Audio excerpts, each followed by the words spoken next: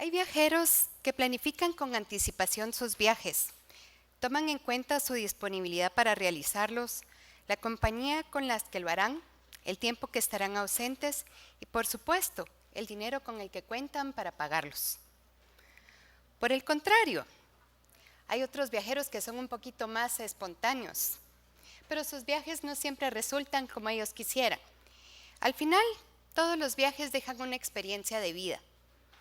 Es por eso que dicen que viajar es vivir. Pero si de viajeros literarios hablamos, quizás deberíamos hablar de un viajero incansable que nos llevó a 20,000 leguas abajo del mar.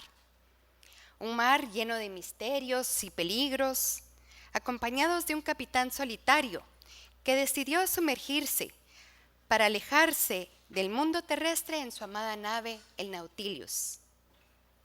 También nos dio a conocer todos los preparativos que se necesitan para realizar un viaje a la Luna en una cápsula y nos llevó a viajar por los aires en un globo, permitiéndonos apreciar vistas panorámicas aéreas de lugares preciosos en el continente africano. Pero eso no es todo. Este viajero nos llevó al mismísimo centro de la Tierra. El famoso Julio Verne fue un novelista y dramaturgo francés, un viajero cauteloso que recorrió el mundo en 80 días y lo hizo sin salir mucho de su casa, la Biblioteca Nacional y los círculos científicos de París, donde recopiló muchísimas fichas con apuntes que le sirvieron para tener un prolífico banco de datos que le permitió hacer una carrera literaria con la que inauguró las novelas de ficción en toda Europa. Si digo que fue un viajero cauteloso, es porque en cada una de sus novelas los personajes se prepararon científica, psicológica y económicamente para cumplir sus proyectos. Su primera novela se debió a uno de esos encuentros fortuitos que al final paran convirtiéndose en grandes amistades. Yo no sé si han tenido ustedes algún amigo que les ha cambiado literalmente la vida. Eso fue lo que le pasó a Julio Verne. Hacia 1858, la gente asistía fervorosa a las ferias industriales. Querían conocer sobre los primeros velocípedos, las cocinas de gas, las máquinas de coser, un cableado submarino que se hizo y que tardó varios meses en realizarse. Era para conectar el telégrafo. Un proyecto que tardó mucho tiempo en hacerse y que duró solo 15 días funcionando. Verne frecuentaba con regularidad estas ferias y también asistía a las tertulias del Círculo de Prensa Científica. Allí tuvo la oportunidad de entablar conversación con Félix Tournachon, alias Nadar. Este señor era escritor, periodista, fotógrafo, apasionado de la ciencia y la aerostática. Sus intentos de vuelo lo dejaron asombrado. Nadar explicó a Verne su proyecto. Él quería construir un globo y cruzar los espacios. Soñaba con que en el futuro el transporte masivo de pasajeros se podría hacer a través del globo de ciudad a ciudad, de un continente a otro. Aquí vemos una de las primeras fotografías aéreas de París, tomada por Nadar. No está de más comentarles de que este fue un proyecto de iniciativa privada y que Nadar no consiguió esa foto al primer intento. Tuvo varios accidentes en globo, el pobre. Con toda esta información proporcionada por Nadar, Julio Verne escribió en 1863 su primera novela, 5 semanas en globo. La trama brotó enseguida, pues tenía los detalles precisos sobre el viento, los mecanismos ascensionales del Victoria, que así fue como se llamó este globo, que viajaba sobre territorio africano buscando las fuentes del Nilo. La novela fue publicada con la ayuda de Pierre-Jules Hetzel, quien se convirtió en su editor por más de 20 años y quien le aseguró 20,000 francos anuales por los derechos de autor.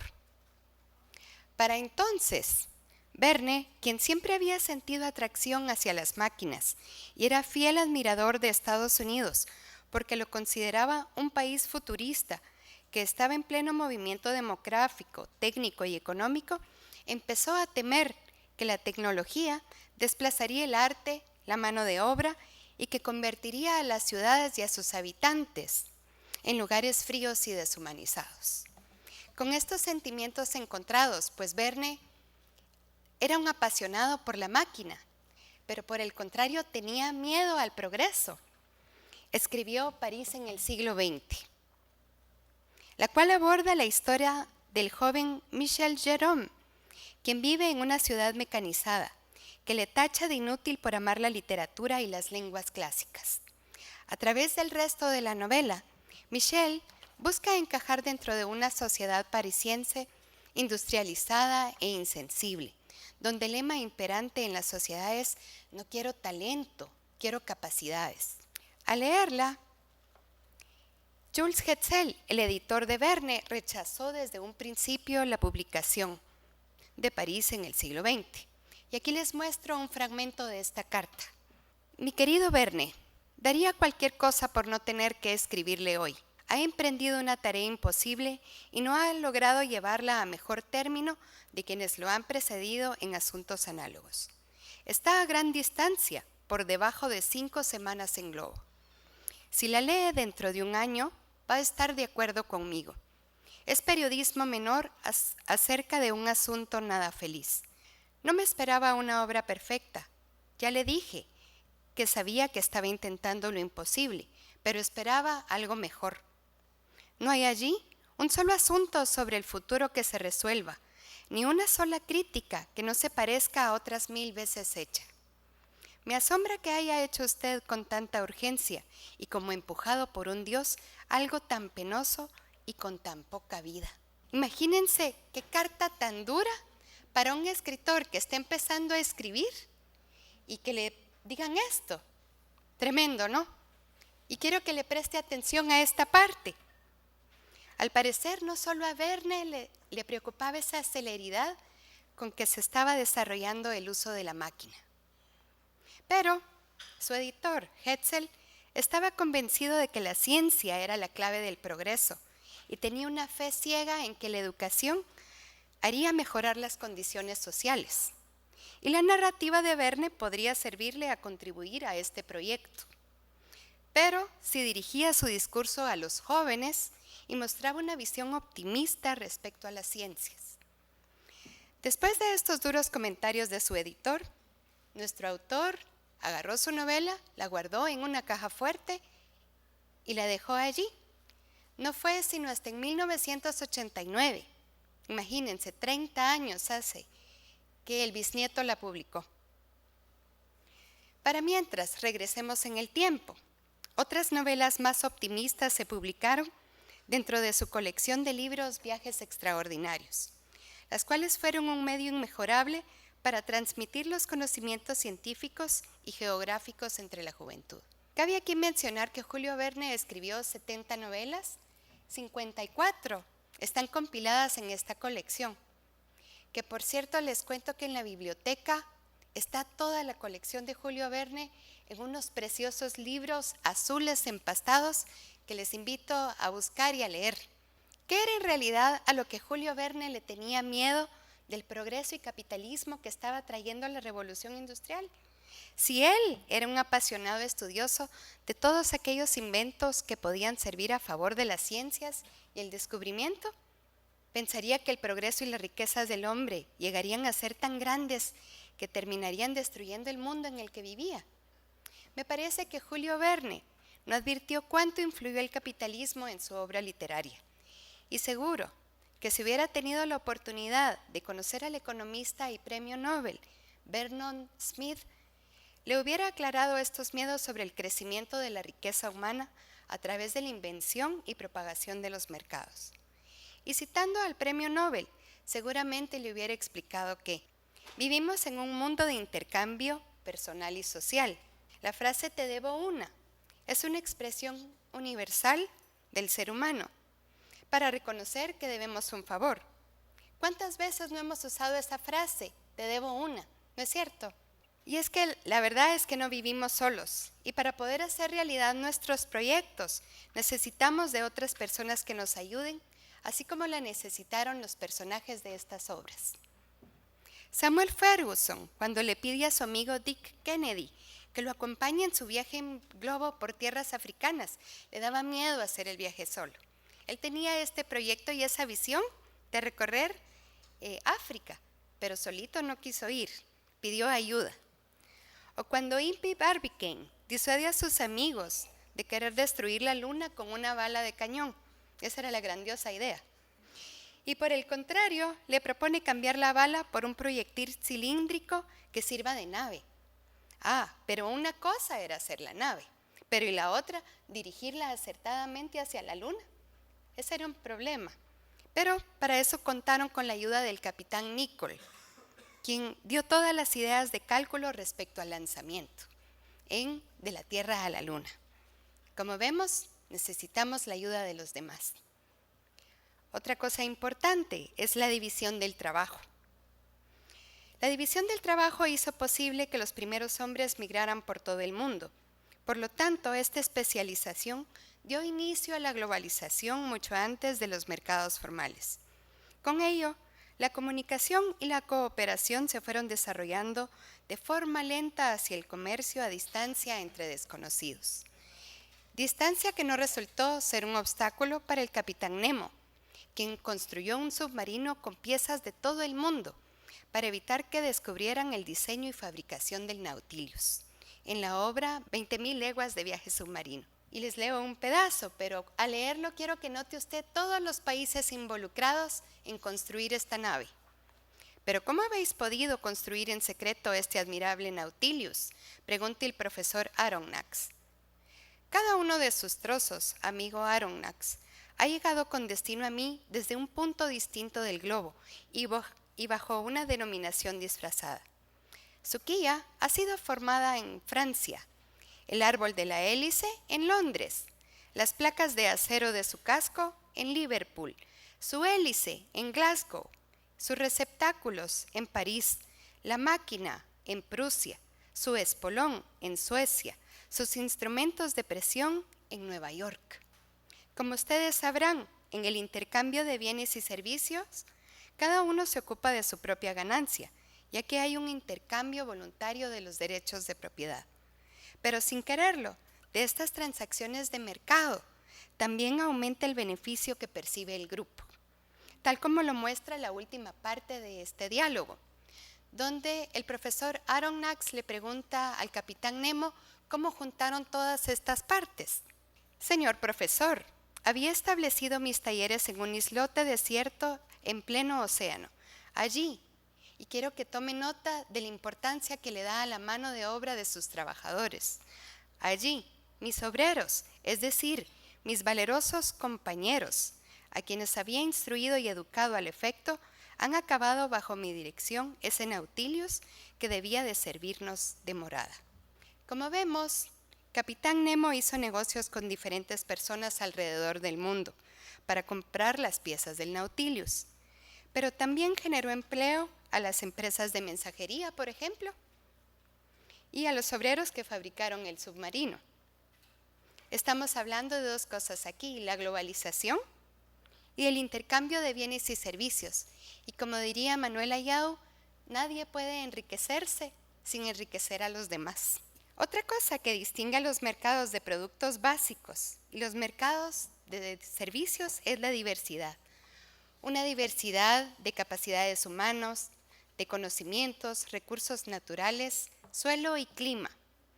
Diversidad que aprovechó el alemán Lidenbrock cuando viajó a Islandia y pagó por ser atendido en una posada, de no muy buen servicio, por cierto, pero escogida por él. Antes de seguir su camino con Hans, el guía islandés, que también contrató porque él desconocía cómo se llegaba al cráter del volcán Sneffels en la obra Viaje al centro de la Tierra. La digna pareja nos desafió como un posadero suizo, dando mucho valor a su ponderada hospitalidad. Mi tío pagó sin regatear. Un hombre que partía para el centro de la Tierra no había de ponerse a disputar por unos cuantos riksdales. Arreglado este punto, Hans dio la señal de marcha y algunos momentos después habíamos salido de Stapi. Como vemos, en un emprendimiento muchas personas y talentos se ven involucrados, pero es necesaria la libertad para poder llevar a cabo este intercambio.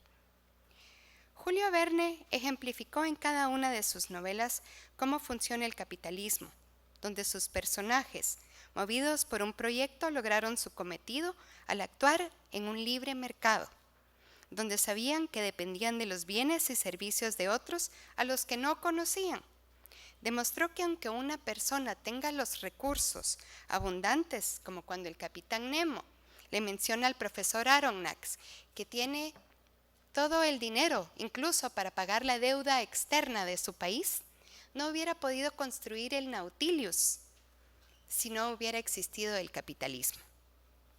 Este autor, considerado uno de los padres de la ciencia ficción, describió en sus novelas, casi con carácter profético, diversidad de aparatos impensables para su época, pero que hoy forman parte de nuestra vida diaria.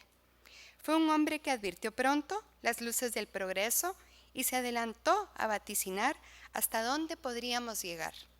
Sin embargo, le daba miedo.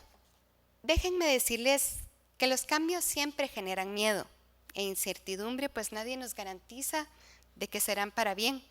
El desarrollo económico trae esto consigo, un fenómeno tecnológico que nos exige un cambio constante e imparable.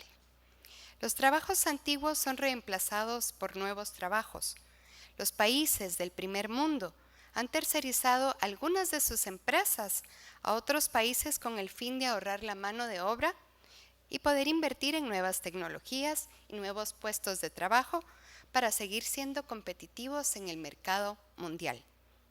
Lastimosamente, hay que sufrir el dolor de esta transición. Es dolorosa para aquel que pierde su trabajo y debe buscar una nueva ocupación. Pero los beneficios que perciben los que ganan generan una gran riqueza para la economía en conjunto, que luego se traduce en beneficio para todos.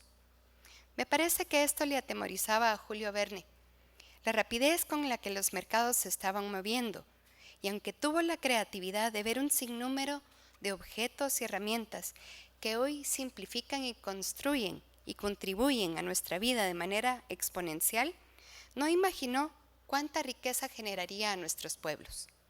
Este es París, no el del siglo XX, sino el del siglo XXI, y tiene tantas cosas que Verne predijo que asombra la puntualidad con que las describió.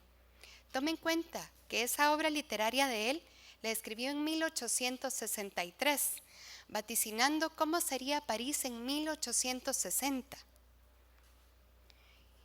Hay puentes colgantes, postes de luz sin cables, trenes subterráneos y amplias calzadas. Sin embargo, Michel, el personaje de París en el siglo XX, aquel que Julio Verne temía que se convirtiera en un ser insensible por vivir en una ciudad industrializada, hoy no sufriría de burlas ni menosprecio por estar interesado en las lenguas clásicas o la literatura. Al contrario, gracias a la tecnología, podría compartir su afición con más jóvenes como ustedes, quienes, al igual que él, la máquina ha facilitado su trabajo, permitiéndoles invertir su tiempo en asuntos más edificantes, como cultivar su intelecto, su humanidad, su arte y creatividad. Muchas gracias.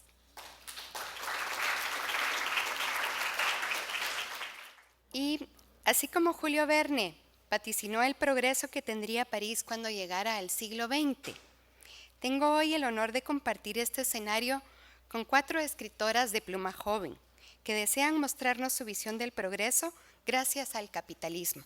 Denles una calurosa bienvenida, por favor. Yo escribí este poema porque en el lugar donde vengo han sucedido varios cambios muy positivos que me inspiraron a escribir este poema que se llama Ciudad del Eterno Movimiento. Y dice así: aquel lugar que nunca duerme, con luces emergentes y sus vientos impetuosos, donde el trabajo se ve reflejado en aquello que con el tiempo ha llegado a permanecer, lo que nos deja la huella del esfuerzo recompensado. El progreso es inevitable, los edificios pronto provocarán su conmoción, es muy probable, todo es cuestión de tiempo, el levantamiento ha comenzado. Las marchas resuenan, cada quien a su ritmo, todos con libertad de decidir sus destinos, y con un movimiento fluido se abren nuevos caminos. Pronto extenderán sus alas, creando su propio viento. Esquivarán las balas de aquellos que quieren verlos caer, pero inquebrantables seguirán su rumbo, volando hacia la ciudad del eterno movimiento. Gracias. Me inspiré a escribir este poema empatizando con una joven que junto con su familia vive en una sociedad en donde no puede gozar de los derechos que ofrece el capitalismo y anhela adquirirlos. Trabajo en libertad. Por la ventana, una joven observaba el paisaje, su cabello tocado por las notas del viento, resonando con el albaricoque y pitaya pintados en el cielo. Bajo los colores de aquel celaje, se ponía a pensar en el día a día, en aquellos momentos en que el viento no estaba y ella no podía respirar, en aquellos instantes de palabras escondidas, injusticias dibujadas, en esos instantes de dolor profundo por su trabajo no apreciado, pero más profundo su anhelo por gozar. También recordaba sus sueños de grandeza, los que le contaba a su almohada y se imaginaba cumpliendo día tras día, pero lo que más le dolía era el sufrimiento de su familia enfrentada ante la imposibilidad de brillar, ser grandes, libres y a un año nuevo aspirar. Y al mismo tiempo, junto al ritmo del viento, la tristeza de sus lágrimas se volvía a esfumar, pues en ese momento de anhelo, con la vista hacia el cielo, que nadie le podía quitar, aquella joven pensaba sin miedo, y soñaba en aquel día en el que gozaría de su trabajo, y su trabajo sería en libertad. Gracias. Y me inspiré para escribir este poema en el pensamiento de la decisión para movernos, para lograr algo, proviene de cada uno. Ímpetu. El mundo gira a mi alrededor. Soy quien tiene la razón en este mar de indecisión. La sociedad depende de mí. Soy el corazón que la hace latir. Soy el origen de lo bueno y lo visible. Sin mí no existe la realización. En busca de una aceptación innata, desencadena el beneficio colectivo, mientras esperamos no caer en el olvido. Sobresalir entre lo común, tener satisfacción. Vivo en ti, vivo en todos aquí. Queremos ser singular, queremos destacar, pero no existe movimiento sin un motor de vuelo. Gracias. Pues yo realmente cuando pienso en capitalismo me viene la palabra libertad, entonces pues de eso es que me inspiro. Y estos últimos meses he estado pensando en el acto de dar y lo que conlleva el dar, y creo que el verdadero dar es cuando tenemos la libertad, cuando tomamos nosotros la decisión propia de dar. Creo que cuando damos obligadamente no forma carácter en nosotros, y pues yo lo he podido experimentar en mi experiencia propia, digamos. Pagar impuestos pues realmente es bastante impersonal, no forma ningún tipo de carácter en mí. En cambio, cuando yo decido dar a algo en lo que yo creo que está generando valor, pues eso sí forma carácter en mí. Entonces, pues inspirada en que realmente el dar hay que dar en libertad, escribí este poema llamado Trascender en libertad. Los actos de amor más trascendentales han sido los de voluntad propia, de aquellos que deciden darlo todo en grande, sin atadura ni obligación. Es amor con intención, de vivir en libertad, de dar compasión, por el ideal de una sociedad, por la responsabilidad inmanente, de trabajar, esforzarse y dejar un legado, de convertir las palabras en acciones trascendentes. Sin atadura ni imposición, es sacrificio, es vocación, de dar valor a otros y seguir una visión, para algo más allá, por algo que sobrepasa la imaginación, de este tiempo y espacio, por una hermosa conexión. Amor libre, sin ataduras ni imposición, es como se vive, como se crece en relación.